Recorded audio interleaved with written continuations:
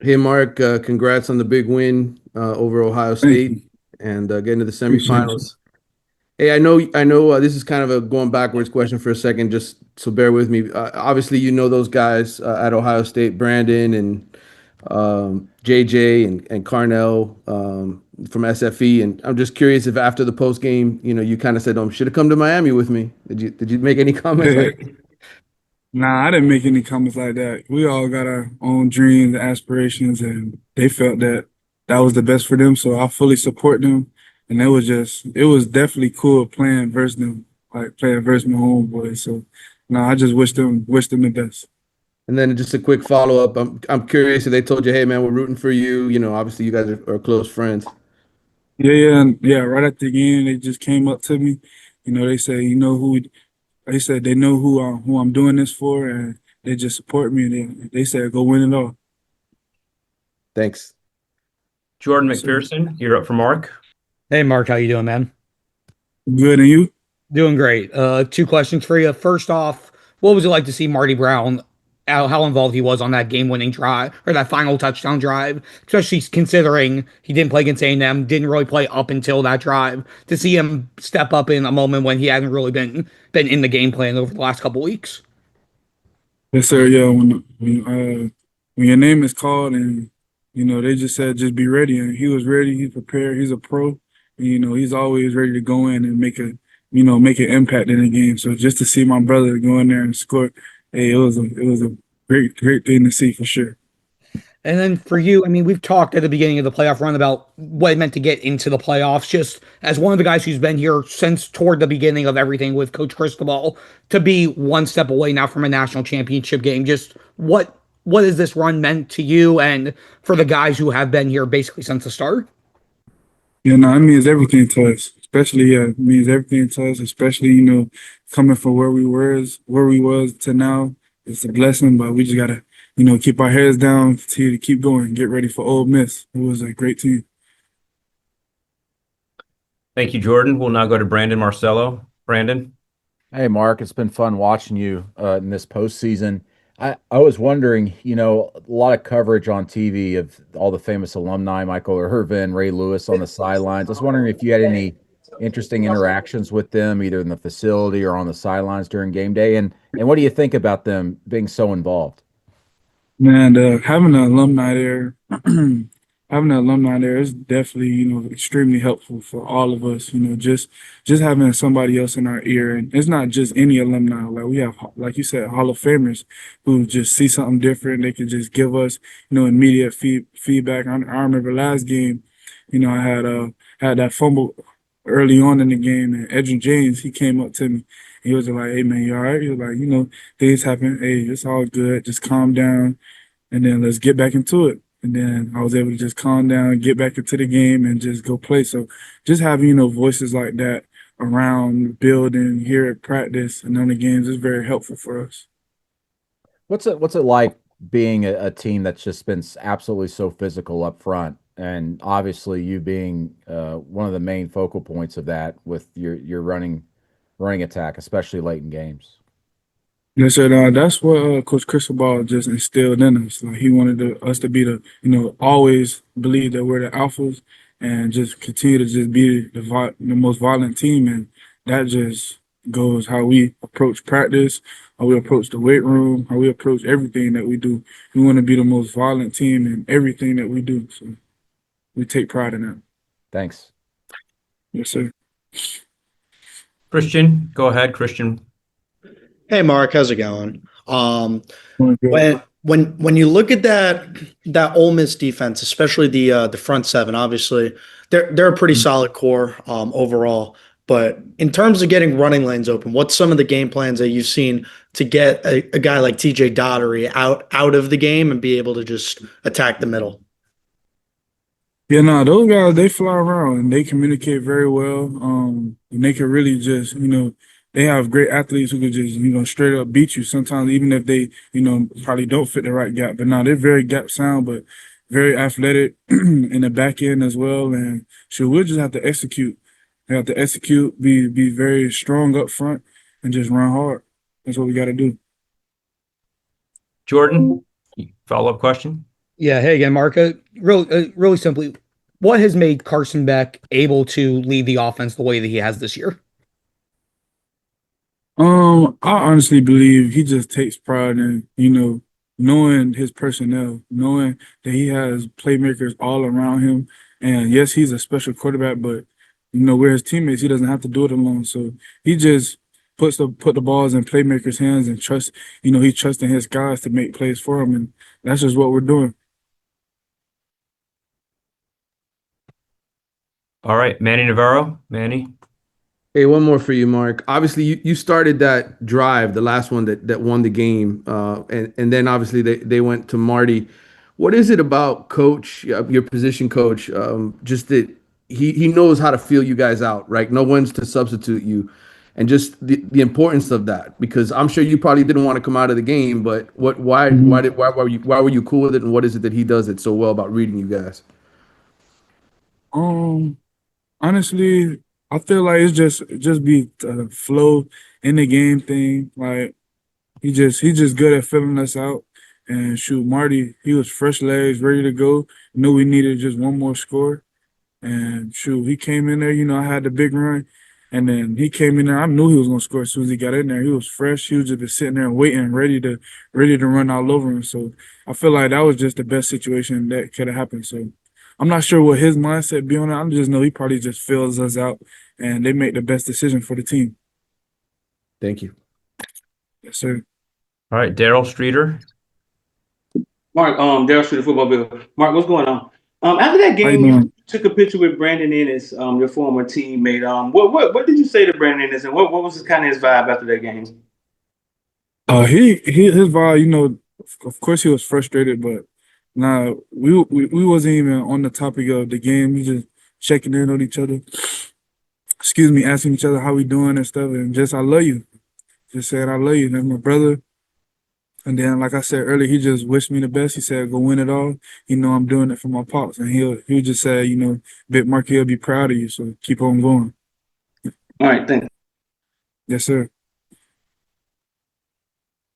All right, we'll take one last sweep for any questions for Mark Fletcher.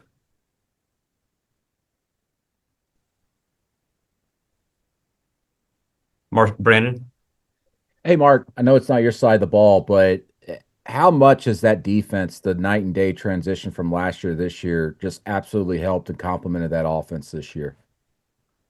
That defense, man, they playmakers on every level, man. They help us out so much, and it's just the way Coach Heatherman has those guys attacking the ball is crazy. And just the way they communicate on each level, even before the play, is just it's beautiful to watch. I know y'all enjoy watching it. I really enjoy seeing it every day out here at practice. When I see the final, on that game day, I see them actually, hitting them people because they be protecting us out here. But when I see them really let loose on those game days, it'd be real fun to watch. Do you think Bain and Mesidor have turned it up another level, or is because it just seems like they're in the backfield on every other play, if not every play? Those guys right there, those two, I don't feel like anybody could block them. Man, this is probably me speaking as humble as possible. I just don't see how they could get blocked, man. Those guys, they really take pride in what they do. They always getting in extra work. Best leaders on the team come here early. They really getting they really that's what the work that everybody's seeing, that's just what they put in. They just really going out there having fun. Thanks, Mark. Yes, sir. Hey, Mark, what's it like to be one step away from the national championship game now? I know you're focused on Ole Miss, but Yes, at the sir. end of the day, there is a next step here. What's that like for you guys? I mean, it's definitely, pretty exciting, to be in that position, but man, we're not gonna get too ahead of ourselves. We just worried about Ole Miss, and we just worried about being 1-0. That's all. CJ Daniels, who I believe played in a Fiesta Bowl previously. Is that correct, CJ? Yes, sir. 2 years ago, I was in the Fiesta Bowl. Why don't you explain that experience real quick?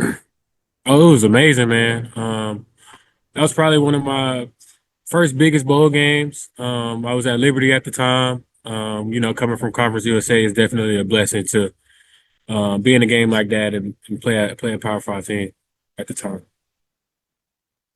Thank you. We'll start with Christian from New Era Prep. Christian, you're up. Hey CJ, how's it going, man? How you doing? In the Cotton Bowl, you were like the safety net for the offense when everything we needed passes. You were the guy that Carson was turning to. Being a veteran in a room with a lot of young guys that were getting a lot of play early, and throughout the year, how nice was it for you to be the safety net and also be that mentor figure throughout the year? It was definitely a good feeling, man. But the room that we have right now, I feel like anybody could have been in that position, and I feel like anybody in that room could have made the same plays. So we don't limit ourselves in that room, man. So it was definitely a blessing that I was able to be an outlet for Carson. And just reverse back to our practice habits and the things we do at practice, and it directly correlated to the last game.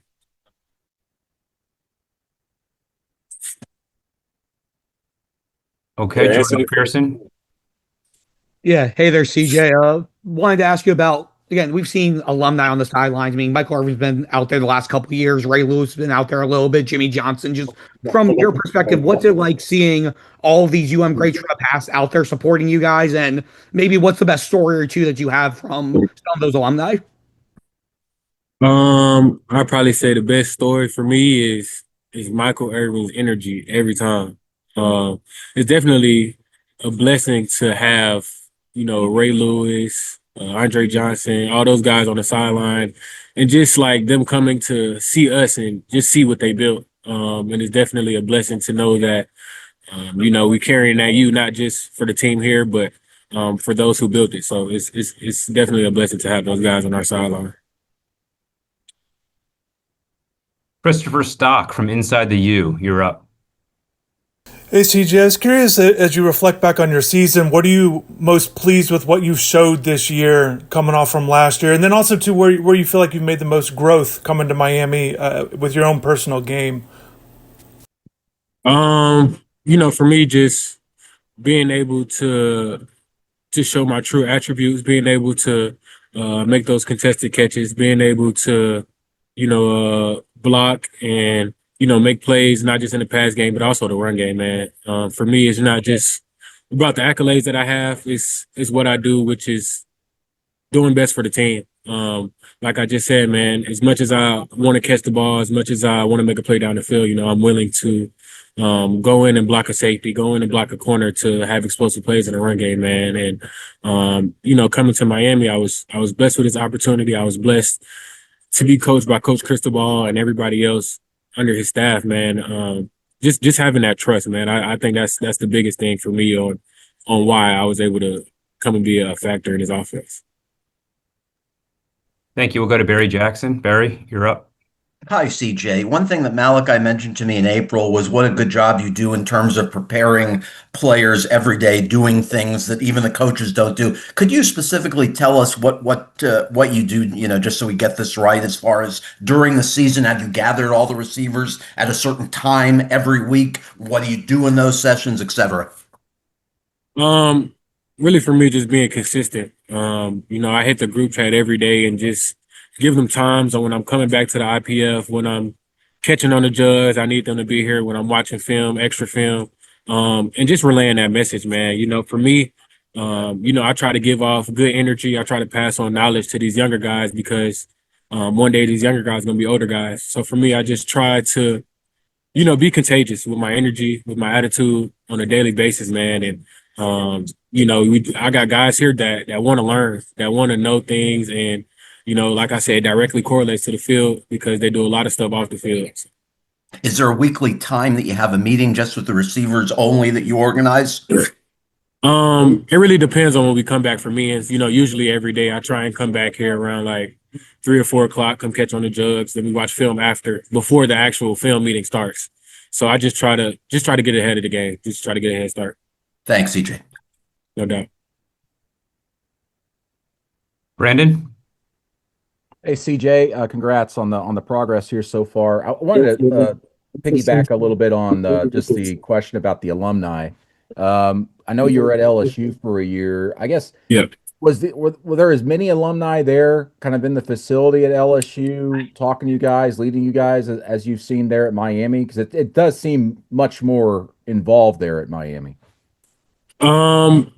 There was definitely a lot of people there at LSU, but I say here, I probably say the difference that here in Miami, I probably say the guys on the sideline, the alumni now are like, I probably say more hands-on and more engaged. I think they really like got a place in my heart that really like gets me going. Like just seeing them like just kind of gives me extra fuel and extra motivation. So I probably say they're more intentional and they're more engaged with players and stuff when they come and speak to us and things like that. When you hear commentators and everything saying that Miami looks like the most physical team remaining in the playoff, one, do you agree with that? But also, just how much pride do you guys take in that, trying to be the team that just wins everything, and these your blocks for that matter on the edge, and of course the offensive and defensive lines. I definitely agree with that. Coach Cristobal harps on it every week, man. We got to be the most physical, and we got to just impose our will on people. And like I said, the thing about this group, man, as far as like receivers, well, not just O-line, D-line, but on the perimeter, man, we love to make plays, but if we can go block a safety and make a crease in the hole for a running back to go make a play, we gonna do that. So at the end of the day, we're gonna do whatever it takes to get the job done. Manny, if you don't mind, please putting your camera on, and then you can ask the final question here for CJ. Hey, CJ, how are you? How you doing? Good. Hey, you have a really unique perspective. We make a big deal about coaching hires in college football, and Brian Kelly and Mario were hired the same year. People thought Brian Kelly was going to have a lot of success at LSU. They weren't as big on Mario coming back to Miami yet. Mario's got the team here in the national semifinals, and Kelly is gone. From your perspective, why does the culture for Mario work, and why didn't it work maybe for Brian and Kelly and LSU that one year you were there? Just being at both places, I'll probably say the biggest difference here is just the interactions that I have with the coaches. It's kind of like a contagious energy around the building. It's kind of like I can, have that personal one-on-one conversation with any coach that's in the building, man.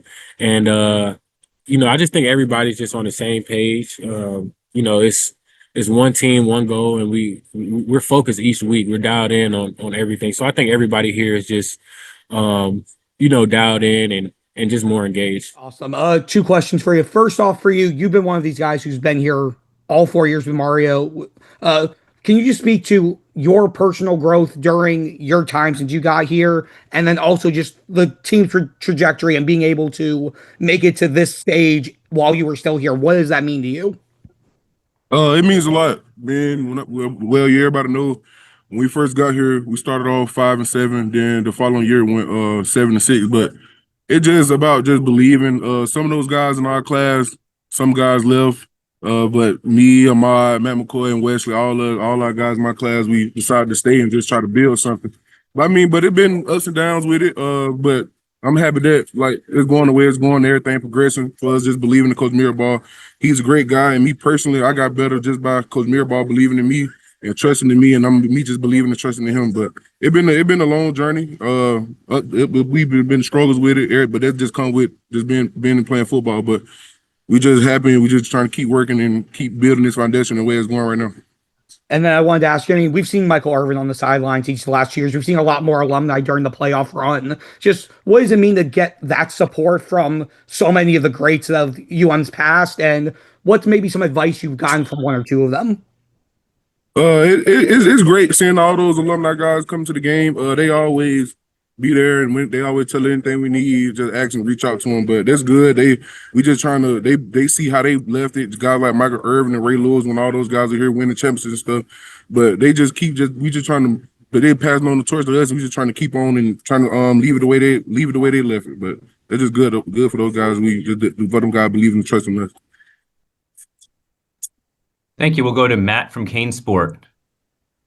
Yeah, hey, Anez. Wanted to ask you about your opponent, Ole Miss. What have you seen? I know their defense isn't like that highly ranked, but they have a lot of talent over on that side of the ball. What have you seen from them? What sort of challenge do they pose? Thanks. Those guys, they play fast, they play physical. They got good linebackers. Number 6, TJ Dudley. And the defensive line, they got big guys, number 52, number 51, both of those guys good inside, very fast and twitchy. They all play fast. They all sort to the ball. Even though they're not good, they don't show statistically. But if you go watch film, you can say they're good at point. They're probably one of the toughest challenges that we're going to face from this point. But, they good. We could just keep preparing and we just be ready to play those guys.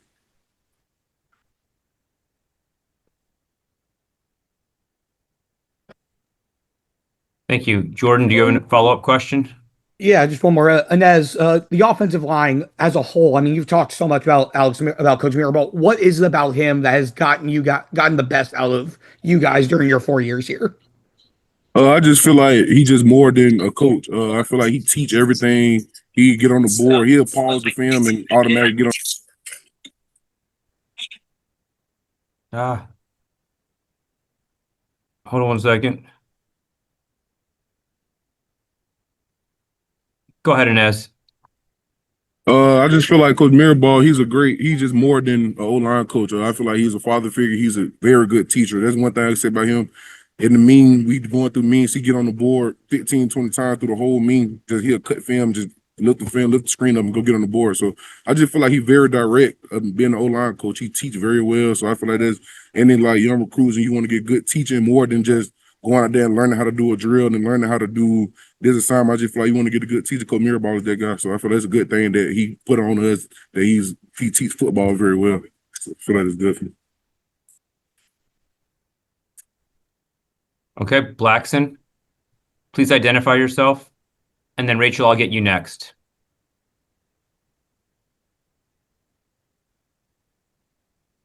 Anez. Right, we'll go to Rachel. Rachel Bachman from the Wall Street Journal. Hey, Anez, this Miami defensive line has been really dominant this season. What's it like to go against them in practice?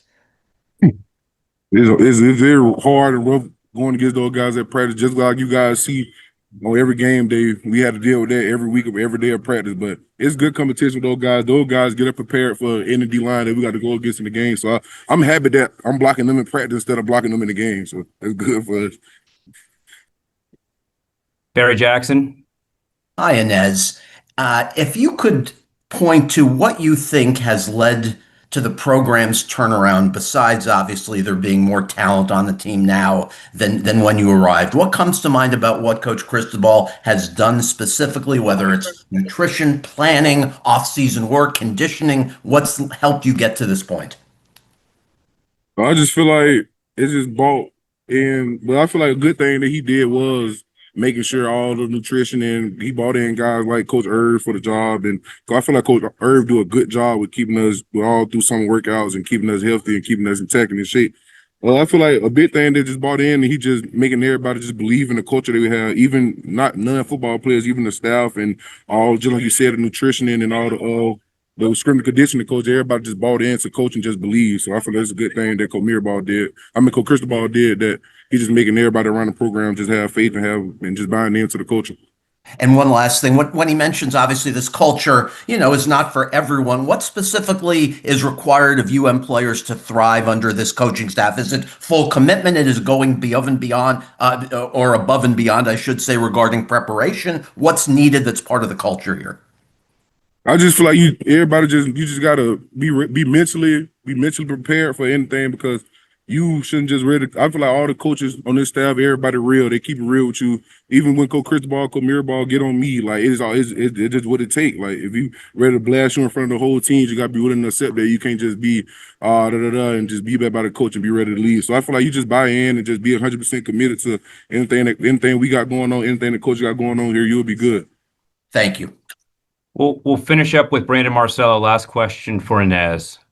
Hey, Anez, congrats on the progress so far. I look forward to seeing you in Arizona. Getting to watch your games on TV, just seeing all the famous alumni on the sideline, Michael Irvin, of course, Ray Lewis. And there's been a bunch of other guys. Do you have any interesting stories on the sidelines from being around those guys, or even in the building, during preparation for games? What's that like, having them all around?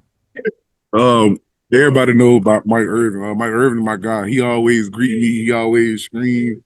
anytime, even when he be coming out here and watching us practice and anything, he just scream my name. So me and Mike Irvin, that's my guy, man. I'm just happy. He just keep doing what he doing, keep coming to our games and doing all that. They build us up. We get fired up every time we see him down there jumping up and down and celebrating and going crazy. So we just keep Mike Irvin. If you gonna listen to this, just keep on coming to the games, keep doing what you're doing.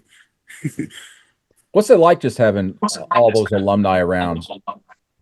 It's good, man. I'm happy all those guys coming back around and watching us and believing in us and trusting us. So that's good having those guys around. It's good to take knowledge and ask them questions about how they was and how they was running things when they was playing as players. So I just feel like that's a good thing. They keeping us knowledge and keep talking to us and telling us the mindset thing, especially guys like Ray Lewis. When he came here and talked to us in the summer, Mike Irvin came in and talked to us in the summer, and he was telling us how things used to go. I feel like everybody, the whole team just needed to hear that, and everybody just believed and trusting in what they were saying. So I feel like it's good for us.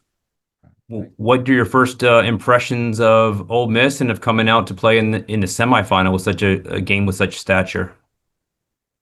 Yeah, they're a really good team, offense and defense. But obviously, I focus a little more on their defense. They have a really good front. They're big, strong, and physical. They have linebackers that do a good job of putting everyone in position to make plays and run the show. And at the end of the day, they're a super talented team that's well coached, and it's going to be a big challenge for us. Adam Coonan, you're up for James. Hey, James, getting the chance to work with Carson this year, just what's impressed you about the way that he prepares and approaches the game? Yeah, I think mentally he's as good as any guy I've ever been around. He's just super intelligent. He knows all the checks to make.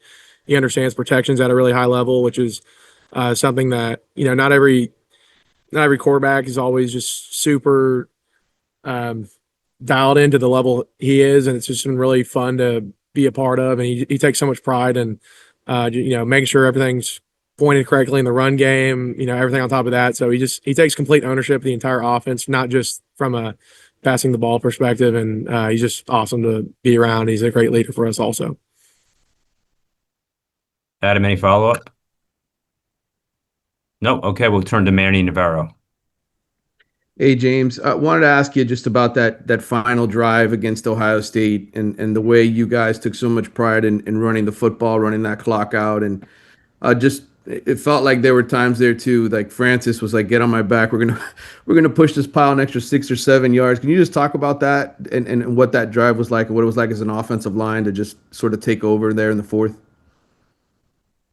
Yeah, that was awesome. We were super excited. We got that opportunity to close the game out. And, we took advantage of the opportunity, and just really proud of everyone, how we our mindset going into it, that, we were going to go in there and in the game, and that's what we did. And then just a follow-up on Carson. There was a play, obviously, I think it was 3rd and 12 there in the fourth quarter. I know you guys didn't score on that drive. You ended up punting, but when he took off and ran and just lowered the shoulder, he doesn't do that, regularly. He does it every now and then, but just that moment to see him, sort of put it all on the line. Yeah, that was awesome. That shows everything you need to know about the guy. He's a complete warrior out there. He's willing to do whatever it takes to get the job done. And, he's not saving himself for tomorrow. He's willing to put it all on the line, just do whatever it takes to help the team win. And we're just so lucky and grateful to have a guy like that behind me under center. And then if nobody else has one, my final thought, just Ole Miss, that defensive front, what they do well, and the challenge they present for you guys. Yeah, they do a lot of things well. Like I said earlier, they're really big, strong, and physical. Yeah, they do a good job of creating confusion up front. So it's going to be a big challenge for us once again. We just had a big challenge in Ohio State, and you get rewarded with another big challenge in Ole Miss up front. So we're going to have to just be on our stuff and play at a high level and execute. Daryl Streeter, you're up for James. James, how you doing? I'm good. How you doing? All right. You guys just faced the number one defense in the nation, and right off the bat, you had success running the ball against them.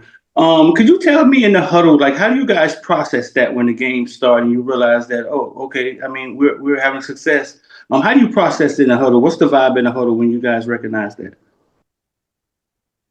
Yeah, obviously any game we go into, we feel pretty confident about what we're going to be able to do. But, once you get into a rhythm in the game and you're actually, doing it on a stage like that against such a great team, it definitely, feels good just to, be able to, be able to see that you're doing the stuff that we said we were going to do all week, and they're a really good team, but we have a good team as well, and that's something we're very confident about. Talk to us about Malachi Tony in the huddle. He's a true freshman, and this stage, Miami hasn't been on this stage in 20 years. Is there ever moments where he's in the huddle where he looks like a freshman, or is he always calm and poised? Talk to us about Tony a little bit. No, he's super calm and collected, and I mean, he's just an absolute gamer and just an insanely competitive player.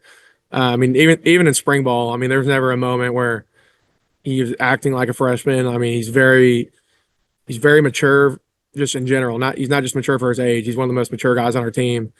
He's just an absolute warrior, great competitor, great person, does everything the right way. He's one of the first guys here in the building every day, just doing everything he can to put himself in a position to be successful, and that's what he's done this year, and that's why he's got such a bright future ahead of him.